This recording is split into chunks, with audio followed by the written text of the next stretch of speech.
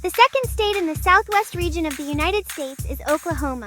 The capital of Oklahoma is Oklahoma City. Oklahoma City is famous for its beautiful parks and peaceful gardens. Families enjoy spending time in outdoor spaces like the Gathering Place in Tulsa. People also like to ride bikes and walk along river trails.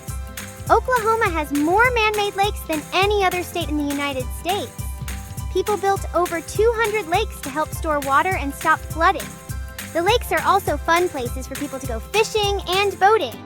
Today, these lakes are a big part of outdoor fun in Oklahoma. The Wichita Mountains Wildlife Refuge is one of the most beautiful places in Oklahoma. It has tall, rocky mountains, grassy fields, and amazing animals like bison and elk. Families can hike, picnic, and see wildlife. The dirt in Oklahoma is red because it has a lot of iron in it. When the iron meets the air, it rusts and turns the soil red. The sunsets shining on the red dirt make the landscapes even more colorful. Oklahoma is known as the Sooner State. In 1889, people raced to claim land during the Oklahoma Land Run. Those who entered the land early were called Sooners, and the name stayed.